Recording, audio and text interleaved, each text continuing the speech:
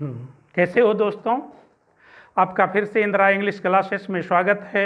हम लोग टेंस पढ़ रहे हैं, है ना। फिर आगे बढ़ने से पहले आपको याद दिलाना चाहूँगा, आप इस चैनल को सब्सक्राइब जरूर कर लें और अपने दोस्तों को शेयर जरूर करें और पूरी वीडियो देखें, तब आपको सिलेबस की पूरी जानकारी मिलेगी, है ना। क्योंकि इसमें ये जो टॉपिक है इसका सीधा संबंध आपके सिलेबस से है ना।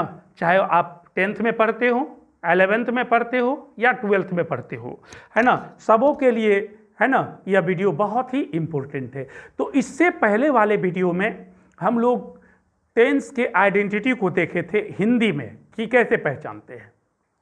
तो कोई भी हिंदी सेंटेंस है ना, तो उसके क्रिया के अंत में यदि ता है, ती है, ते है लगा रहता है तो वह प्रेजेंट इंडेफिनिट हो जाता है ना। अब चलिए, है ना, इंग्लिश में पहचानते हैं। देखिए लिखा है इन इंग्लिश में B1/B5। ये इंग्लिश में जो क्या लगा रहता है, या तो B1 होता है या B5 होता है, या तो आप वर्ब का पहला रूप या वर्ब का पांचवा रूप आप लगाते हैं। जैसे देखिए हुई हेल्प द पुअर, इसमें हेल्प देखिए तो B1 है ना, प्रेजेंट इंडेफिनिट हो जाएगा। शी सिंग्स अ सॉन्ग, या सिंग्स देखिए B5 है ना, प्रेजेंट इंडेफिनिट हो जाएगा। तो कोई भी सेंटेंस हो जिसमें वर्ब का पहला या पांचवा रूप लगा हुआ हो, है ना, तो वर्ब का पहला या पांचवा रूप लगा हुआ हो तो वह प्रेजेंट इंडेफिनिट में निश्चित रूप से होता है ना। तब चलिए अब B1 B5 के बारे में थोड़ा जान लें। तो याद रखिए B1 जो है हर हमेशा प्लूरल होता है। B1 क्या होता है, प्लूरल, और यहाँ B5 क्या होता है, सिंगुलर। B1 क्या होता है, प्लूरल, और B5 क्या होता है, सिंगुलर। B5 बनता कैसे है पता होगा आपको, नहीं तो देख लीजिए। B5 जो बनता है तो B1 में S, ES या IES लगाकर, है ना। B1 में क्या लगाना है, S या ES या IES आवश्यकता अनुसार लगाते हैं तो वह वर्ब का पांचवा रूप बन जाता है। तो अभी आप B1 और B5 को समझे। B1 प्लूरल होता है और B5 सिंगुलर होता है। B5 बनाने के लिए B1 में S या ES या IES का प्रयोग आवश्यकता अनुसार की जाती है। अब चलिए किस तरह के सब्जेक्ट के साथ B1 लगता है, किसके साथ B5 लगता है, ये जान लें। देखिए यहाँ ध्यान से देखिए, ये जो सब्जेक्ट आप देख रहे हैं यहाँ, उसके साथ B1 लगता है। तो उसमें कौन कौन सब्जेक्ट है पढ़िए तो, आई है, वी है, यू है, दे है, और प्लूरल सब्जेक्ट जितने हैं वह उसके साथ B1 लगता है।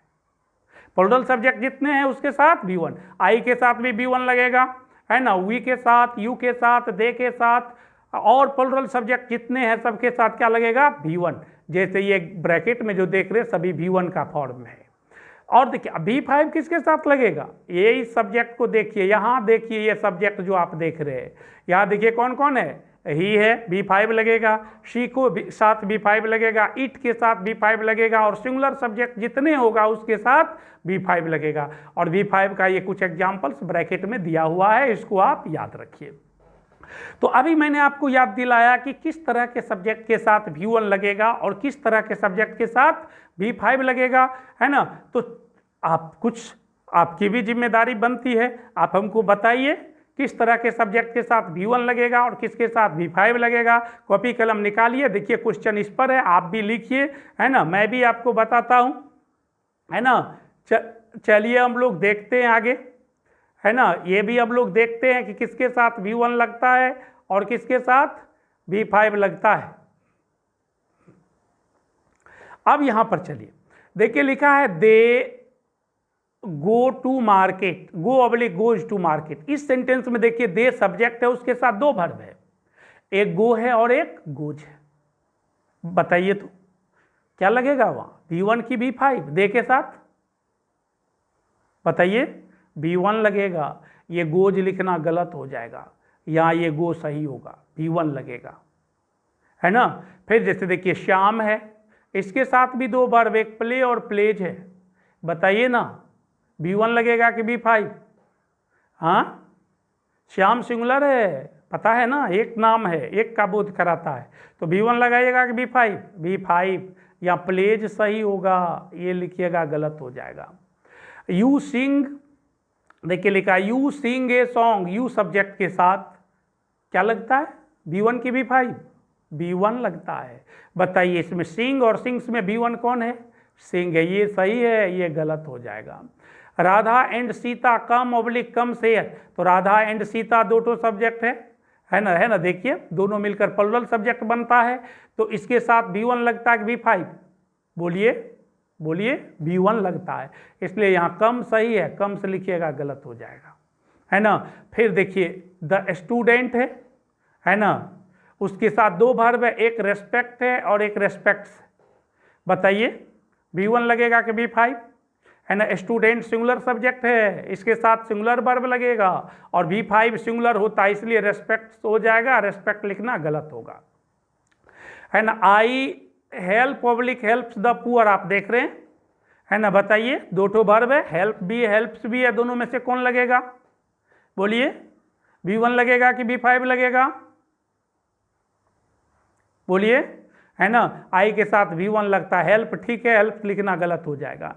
फिर देखिए इंडियन फार्मर्स, देखिए सब्जेक्ट है, देखिए एस लगा हुआ है, प्लुरल है कि नहीं है ना, तो B1 लगेगा कि B5?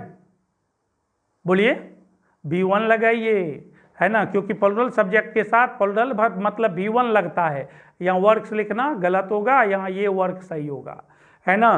फिर जैसे देखिए लिखा है शी, सेंटेंस में शी सब्जेक्ट है, बताइए वहाँ क्या होगा? B1 लगेगा कि B5 लगेगा? शी सिंगुलर होता है, B5 राइट्स हो जाएगा। B5 क्या हो जाएगा? राइट्स, यहाँ राइट लिखना गलत हो जाएगा। वी, देखिए यहाँ वी सब्जेक्ट है, इसके साथ क्या लगाइएगा? B1 की B5? प्लुरल है, B1 लगाइए। वाक लिखिए, वाक्स लिखना गलत हो जाएगा। बात है समझ में? आपको ये भी समझ में आ गया होगा किस तरह के सब्जेक्ट के साथ B1 लगेगा, किसके साथ B5 लगेगा। एक बार में समझ यदि नहीं आई हो तो वीडियो को रिपीट कर लीजिए, है ना। जहाँ से नहीं समझे वहीं से एक बार देख लीजिए, है ना, तो पूरी तरह आपको जानकारी मिल जाएगी। चलिए फिर आगे बढ़ते हैं, है ना। अब ट्रांसलेशन बनाने के लिए स्ट्रक्चर, है ना, तो ये प्रेजेंट इंडेफिनिट टेंस जो होता है उसमें जो हिंदी सेंटेंस होता है उसको इंग्लिश में कैसे ट्रांसलेट करेंगे, उसका स्ट्रक्चर होता है। तो सबसे पहले अफर्मेटिव स्ट्रक्चर को कैसे बनाएंगे अफर्मेटिव सेंटेंस को, तो उसके लिए अफर्मेटिव स्ट्रक्चर होगा। यदि सेंटेंस नेगेटिव होगा तो उसको नेगेटिव स्ट्रक्चर के अनुसार बनाना है। यदि सेंटेंस इंटरोगेटिव में यस नो होगा तो यस नो स्ट्रक्चर के अनुसार बनाना है। यदि WH होगा तो WH स्ट्रक्चर के अनुसार बनाना है। यदि सेंटेंस इम्फेटिक होगा तो इम्फेटिक स्ट्रक्चर के अनुसार बनाना है। तो चलिए अफर्मेटिव स्ट्रक्चर देखिए कैसा है, subject plus B1 oblique B5 plus object. याद रखिए subject plus B1 oblique B5 plus object. Negative structure देखिए कैसा है, subject plus do oblique does plus not plus B1 plus object, है ना। नेगेटिव में B1 ही लगता है ना। सिर्फ अफर्मेटिव में B1 या B5 होता है, नेगेटिव में सिर्फ और सिर्फ B1।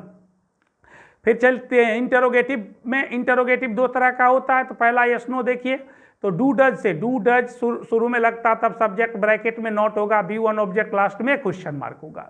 WH स्ट्रक्चर होगा, देखिए WH word plus do oblique does subject bracket में नॉट है, B1 ऑब्जेक्ट लास्ट में क्वेश्चन मार्क होगा। तब फिर देखिए इम्फेटिक स्ट्रक्चर है, subject plus do oblique does plus B1 plus object होगा। तो इस तरह यह स्ट्रक्चर हो गया। चलिए इस स्ट्रक्चर से रिलेटेड कुछ एग्जाम्पल्स देख लेते हैं, है ना। इस स्ट्रक्चर से रिलेटेड कुछ एग्जाम्पल्स देख लेते हैं, है ना। तो वो एग्जाम्पल देख लेंगे, है ना। हम लोग देखते हैं, तो देखिए लिखा है राधा खाना बनाती है, ये प्रेजेंट इंडेफिनिट में है, राधा सब्जेक्ट है, तो पहले राधा का अंग्रेजी राधा दीजिए, है ना। बनाती है वर्ब है, तो देखिए कुक्स B5 हो गया, खाना ऑब्जेक्ट है, फूड ऑब्जेक्ट हो गया प्रेजेंट इंडेफिनिट में, है ना। फिर देखिए लिखा है राम हम लोगों को मदद नहीं करता, नेगेटिव है, तो सब्जेक्ट लिखिए राम, राम के साथ डज लगेगा तब नॉट, तब help us, Ram does not help us, है ना। क्या तुम क्रिकेट खेलते हो, देखिए लिखा है यस नो क्वेश्चन है, डू यू प्ले क्रिकेट, देखिए, है ना। तुम कब उठते हो, देखिए प्रेजेंट इंडेफिनिट में when do you get up, देखिए WH स्ट्रक्चर है ना। राम गाना गाता ही तो है, देखिए गाता ही तो है, क्रिया पर जोर दिया जा रहा है, इसको इम्फेटिक सेंटेंस कहते हैं। ये देखिए Ram does sing a song, ये प्रेजेंट इंडेफिनिट का एग्जाम्पल हुआ। अभी आपने स्ट्रक्चर और एग्जाम्पल देखा, उम्मीद है कि आप समझे होंगे। तो इसलिए मैं आपको कुछ होमवर्क दे रहा हूँ।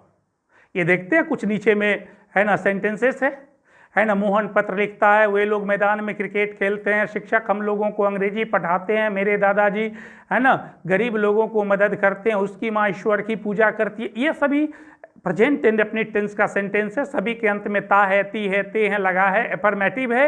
एफर्मेटिव स्ट्रक्चर के अनुसार इसको आप ट्रांसलेट कर लेंगे। ये आपका होमवर्क हो गया है ना। फिर जब हम नेक्स्ट वीडियो इसके बाद वाला शुरू करेंगे तो पहले आपका ये चेक करेंगे, इसलिए बना कर रखिएगा है ना। निश्चित रूप से इसको बनाना है ना। फिर तब हम लोग आगे बढ़ेंगे है ना। इसको वीडियो को शुरू से, सभी वीडियो को शुरू से अंत तक देखिए, शेयर कीजिए, हर एक लड़कों को पहुंचा दीजिए, अपने दोस्तों को पहुंचाइए है ना। और जो है ताकि उसको भी फायदा होगा है ना। चलिए, वीडियो देखने के लिए आपका बहुत बहुत धन्यवाद।